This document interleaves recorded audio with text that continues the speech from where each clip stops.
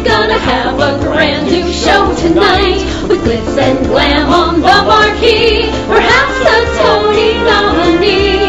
Stars beam brightly, see them glow, sell out nightly, SRO. It's time to applaud the Broadway Beat. Stars beam brightly, see them glow, in the footlights of a show. Life is sweet on the world's most famous street. Tickets, please. Take a seat Cue the band. and have your feet to the rhythm of the Broadway Beat. The Broadway Beat, Broadway Beat. Hello, I'm Richard Ridge, and welcome to Broadway Beat, our behind-the-scenes look at the very best of what the New York theater has to offer. And this week, once again, we're all over the Rialto. We'll take you to Town Hall, where Tony Award winner Betty Buckley made her solo concert debut, kicking off the release of her new CD entitled Betty Buckley 1967. We'll also drop by Bond 45 to chat with Chaz Palminteri, who's making his Broadway debut at the Walter Kerr Theater in his one-man show, A Bronx Tale. We'll also catch up with the cast of Roundabout Theater Company's new production of J.T. Rogers' compelling drama, The Overwhelming, at the Laura Pels. But let's start things off at New World Stages at the opening night party for celebrated playwright and performer Charles Busch's hilarious new comedy entitled Die, Mommie, Die. Mr. Busch has once again donned the wigs and pumps, and we're thrilled he has.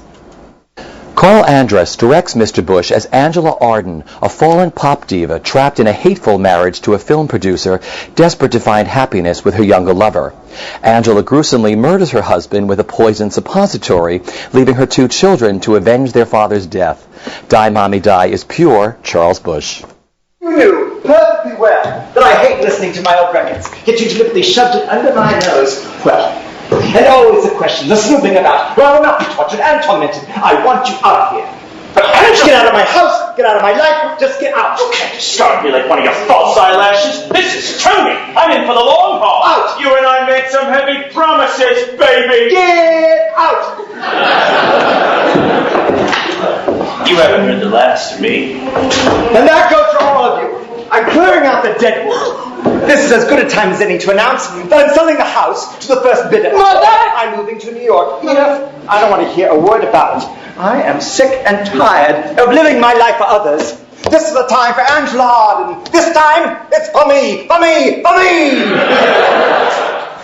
Well, what we're celebrating in this show is sort of the wonderful movies from the 1960s, where our great stars were sort of reduced to doing movies for, over the title billing and a paycheck, for sort of strange vehicles that Charles calls a Grand Dame Guignol, where Betty Davis or Leva de Havilland or Lana Turner, all sort of found themselves in these questionable vehicles. And so Charles has always loved those movies, and so wrote this homage to them. And so we just sort of always try to find the truth in the situation, in the melodrama, and that's where this wonderful cast came in and really just sort of brought it to life. And I've been involved with this property for a long time. We did this as a play in Los Angeles in 1999, and then of course Charles made the film, and we did a reading for the Actors Fund last year, which was great fun, and then Daryl and Bob brought us to New York, and so we're just so thrilled to be here and really have fun with this sort of play that's only wants to have fun and be entertaining and funny and make people laugh. And it's really it's great to work on something like that, because it's, as you can imagine, it's a lot of fun in the rehearsal room. I am the fetal alcohol syndrome son of loose morals. I'm coming home from college after. Just watch and just come to see it. It's funny. It's a very wild character. Very uninhibited, very loose morals. But it's a lot of fun. Oh, I play Tony Parker, who is kind of he's got a secret at the end, but it's kind of he's a Lothario, a kind of gigolo type, and then he has a secret. So we try to incorporate all of that along the way. I play Edith, and she is modeled after Electra, and she is her mother's daughter. She is feisty and willing to do anything. And I don't know, the biggest compliment I get is when people say, well, wow, you're like your mother. Because, but underneath it all, she just really wants her mother's love. But she interprets that in a very different way. So, you're nothing but a campy showbiz joke. Have you forgotten your last summer stock tour at Molly Brown? The booze, the walkouts, the raspberries. Unfortunately, it was in the rounds. The management was unable to ring down the curtain. They had to drag you off the stage before the rotten eggs hit you.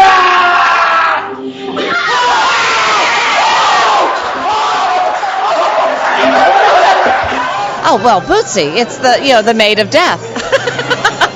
In all ways to say. I'd say as an homage to Agnes Moorehead and an homage to Shirley Booth, all the great ladies who were maids and supporting ladies who were wonderful. And then that theater, that genre, I just love that Charles is so familiar with it and that we keep it alive and enjoy it.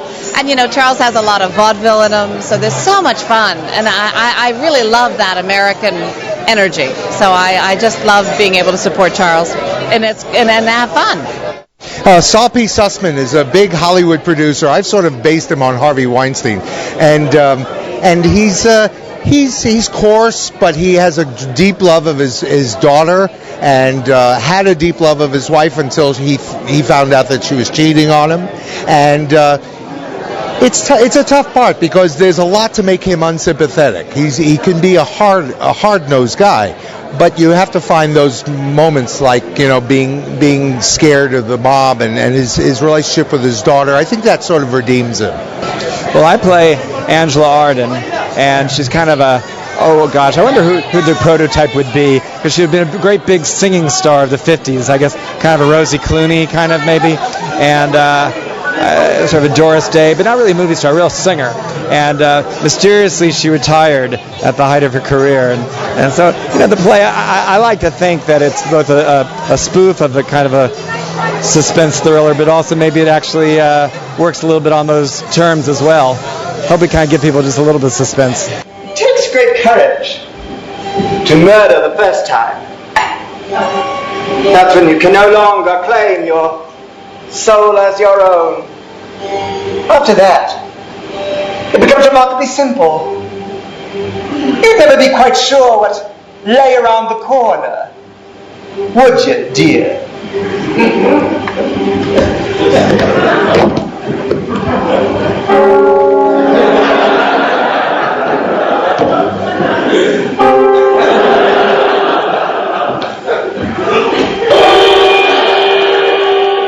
Roundabout Theatre Company continues their splendid season with J.T. Rogers' new compelling drama entitled The Overwhelming at the Laura Pels.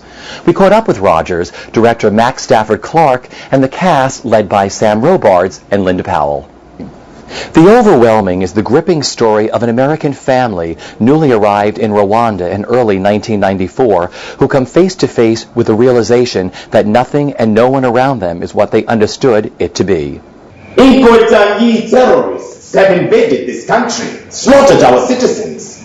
The UN is here now and things are quiet, but we have been victims of terrible crimes. We are not ready for what you are speaking about. But the Arusha Accords are in Ce place. pays est encore infesté d'espions et de meurtriers. Spies and murderers still among us. The real Rwandans are fighting for their survival. I am on the translation. We are holding on to our country by our fingernails. We are trapped by our history. We must do what we can to survive. Fatalistic. I'm not saying to stand up isn't hard, terribly hard. But look at the world. Look at your country. This endless cycle of ethnic killings, the level of bloodshed. And he said, do you want to do a workshop on the play? And I said, no, I think the play is very complete and doesn't need a workshop. But I think it would be terrific if you sent the writer and I to Rwanda. So he did some math on the back of an envelope and worked out that it would be cheaper to send JT and I to Rwanda for a week than it would be to do a workshop with 11 actors. So we went to Rwanda, and it was I was to begin with a bit cynical about what we would expect to find 10 years after the genocide. But in fact, it is, as the president, Paul Kagame, once said, a nation in post-traumatic shock. And the people we met and the stories they told us gave us great authority when it came to working on the play with the actors. Well, I've been very moved by the audience reaction. So I was speaking to Todd Haynes, who's the artistic director here, and we both said that he's gotten emails from Roundabout subscribers, and I've had strangers come to me at every single performance and say, I'm so sorry I didn't clap. I just didn't feel like it was appropriate. I was so shell-shocked, or I was so moved that I just didn't want to. And I don't know what higher praise you can get as a playwright than that. So people listen very carefully here, and that's wonderful. All of these Tutsi doctors, they are important. Milk drinkers, killers. And now these foreigners, they have made our president, that spineless Habyarimana, grow there and give them our land. They are killing my beautiful, beautiful country. You and your UN and your Bill Clinton, you do not know this. Why does Bill Clinton not know this? We are busy. We do not have the manpower for this. We are preparing to cleanse this country. Jack feels a little bit like a Trappy role in that early on I felt was very much the same level or tone that because I never get what I want. I end up not getting what I want, and so it's been very difficult to find the various levels of how do I get what I want, and to play with that, and to negotiate with a little humor, and try and draw some things out of people that I otherwise couldn't get. So in that way, it was difficult, but it's been great fun, and it's just an amazing group of people that we're with, and we're such ironically, we do have a great time on stage. It's been incredible, just because it's such an amazing group of people, and also it's been such an education for me, learning about everything that happened in Rwanda. I knew about as much as you could fit in a headline, so it's been like rocked my world a little bit. Talk about the role that you play. What a beautifully written role JT has written. It's amazing, isn't it, that JT has written such an amazing black woman? She's a real go-getter. She goes into the situation a little straight through, full force, without necessarily having a whole lot of context, a whole lot of information behind her, but she's got a good heart. Her heart's in the right place. Joseph Gasana is a Tutsi doctor who is in hiding because the Civil War is about to begin again, and very interesting character, the way that JT wrote him in the play, because it's sort of hidden in these other characters like waiters and orderlies and things of that nature. So, but a very dignified man who feels like he's doing the right thing, as well as the other character, Samuel Mazinga. Both have their own ideas about how to help their country become free and independent, and so it's just been an honor as an actor to be able to have a role like this, and to be able to study in length, and so I'm really happy about it. It's been a really difficult experience because we've had we've done a lot of research, and we've had a lot of native Rwandans come and speak to us and tell us their stories, and I think my biggest fear was we wouldn't do justice to their story. And I think a couple of them have come back and sent us notes, and they're just full of emotion, and that's what our job is to bring their story out there so people know what's going on. So that's been our biggest accomplishment, I think. Samuel Mazinga is, I come to think of him now as a misunderstood character. He's, quote unquote, a villain in some people's eyes, but it's my job to present his side of the story and help the audience understand where, not that anything like this can be justified, but where the sources of some of these sources of anger might come from, so I've learned a lot about the history of Rwanda, and also about some of the other side, because all you hear is about the machetes and whatever. I played Jeffrey, who's the lead character's son, and he basically gets dragged to Rwanda. He doesn't want to be there,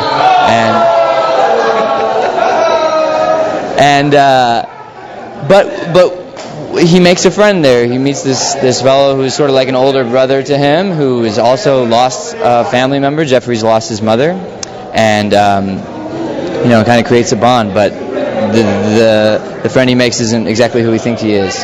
We are in a civil war, Jack.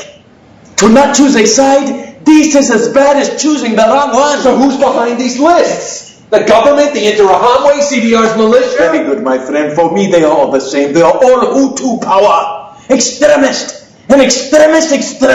They are arms of the same octopus. So who am I supposed to trust? Besides me, you mean? You are like me, Jack. We are outsiders. Teacher, doctor. You are a French-Belgian NGO. You have no history here. This is a gift. What am I supposed to do? You are American. You will be listened to. For God's sake, I'm just an academic. Yet you can get these lists into the hands of people who will protect. You can get my family and me out of this country. Only you. Everlasting reanimation of flawless new design.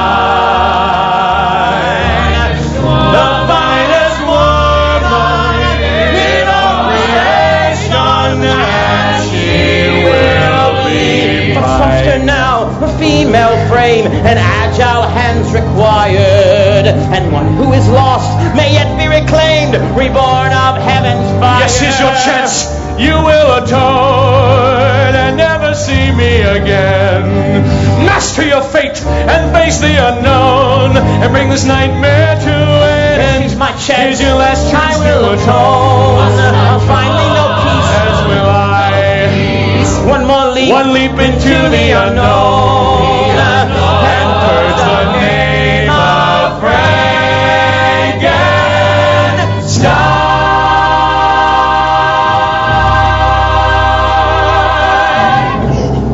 I am innocent!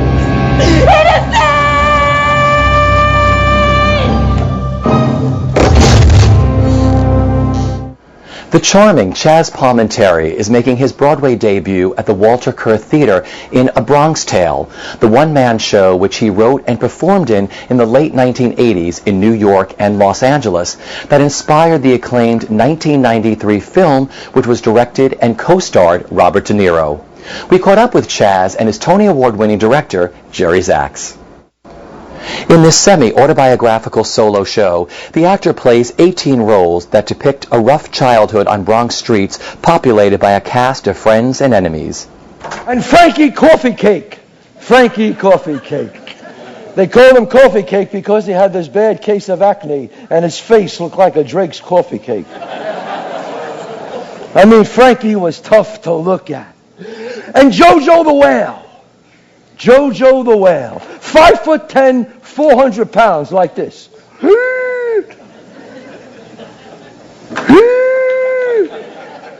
As they say, you didn't walk with Jojo, you walked among him. If you stared at Jojo long enough, you would see him get fatter by the hour. Legend has it, his shadow once killed a dog. And Jimmy tented too. He was Sonny's bodyguard. Jimmy tented too. They called him tented too because when he walked, his feet were always like the clock, like 10 to 2. And he would walk like this. Years later, he got shot in the leg, and they called him 20 after. I've loved working with Chaz so much. He's written a wonderful play, and he's a director's dream as an actor. So I've had a ball. I just had a ball. So thanks. Did you know him beforehand? I did not know him. I had met him, and we talked about it a little bit, and we just sensed, I think both of us sensed we would have a good time together, and that's the way it turned out. I look forward. I used to resent the day off because I missed rehearsing with him. Yeah, he's just. I'm gushing a bit, but I can't help it. I love this guy, and I hope, the audiences come and enjoy the show as much as I've enjoyed working on it. I've been to the show twice already. It is packed to the rafters. The audience loves this show. Yeah, well, it's the audience. I mean, the audience responds to a good story, and the fact that this one man is playing 20 or so, 18 or 20 characters is magical. You can't quite believe when it's over that there's only been one person on stage. And I think it's the story that people are responding to. It's funny and it's affecting, and I hope many more people come to see it. What are the challenges for you as a director? I mean, it's not really a one-man show. It's an 18-character performance. Talk about that.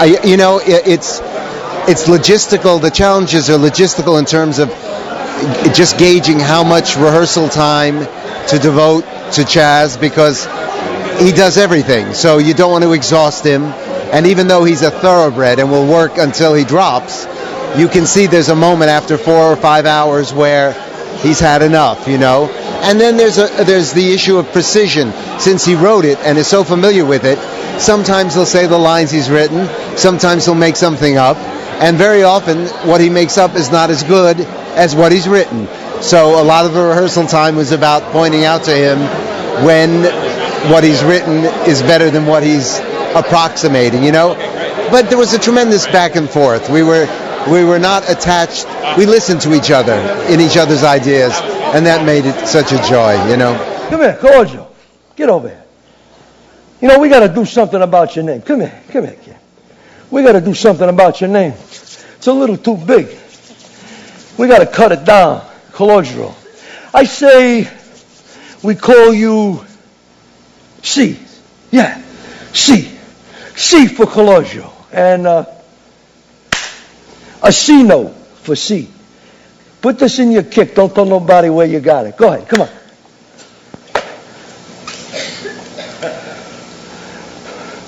That's $100, Sonny.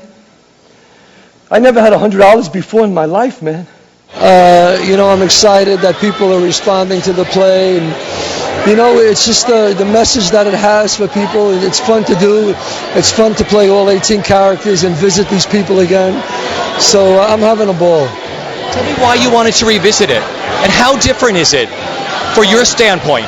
I wanted to do it again because when I did it in New York, once I made the movie deal, I did it for 4 months and I closed right away because I wanted to make money and do some movies. And I just didn't think enough people saw it here. And so what better to bring it back and do it on Broadway? Now, of course, you didn't have a son then. Your son, you saw the show a few weeks ago for the first time, right? Yeah. Tell me how you felt the first time. Well, the first time I saw it, like, I wasn't exactly crying. Like, my eyes were tearing. I saw it with my two best friends, Andre British Tannenbaum and Dylan British Tannenbaum. And when the play ended, I was so proud of my dad. I was like, I ran backstage and I was just like, that was absolutely incredible. I just loved it. Congratulations. And just talk about working with Jerry Zaks. Jerry Zaks, well, you know, one of the great directors here. You know, I mean, he's won 4 Tonys. He really knows what's funny. That's the thing I love about him. He's very precise. He says, say this, say that, give a pause, and it becomes funnier, you know. So he's just an incredible director. I loved working with him. No, it's not the same. People don't love him. They fear him. They fear him, Kojo. There's a difference. I don't understand, Dad. I don't understand. I know. You will when you get older. I'm sorry I hit you. You know I love you. You know I love you. You just stay away from that man. He's no good. Let's go home.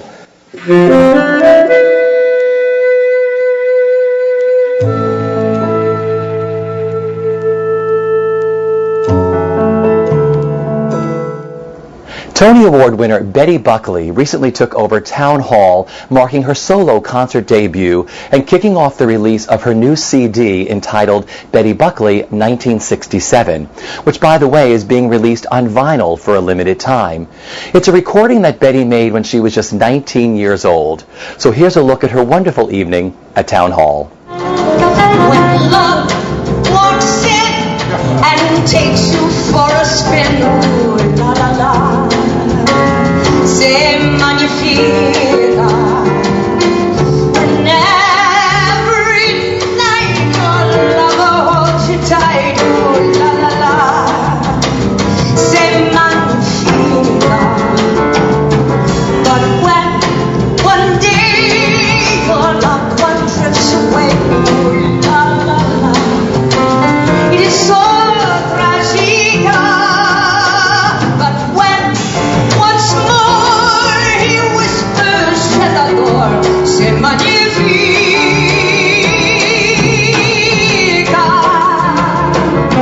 This is a vinyl. This has not happened for the longest time. Talk about what you're holding in your hand right now. This is my new CD. It's called Betty Buckley 1967, and it was recorded when I was 19 years old. And there was only one existing audio tape of it that belonged to my friend Roger Hess.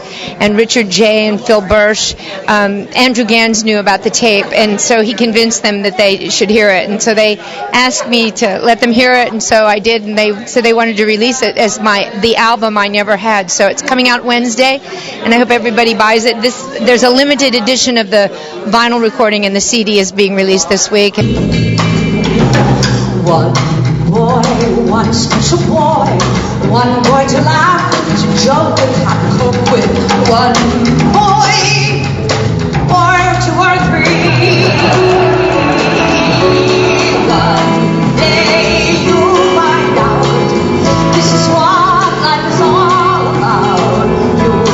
You need someone who is living just for you. Tell me what memories this brings back as you're holding this in your hand and you listen to it again. Look back at 1967, what you were thinking of. The cuts on this album are amazing. Say Magnifique, One Boy, wonderful. What comes back to your mind?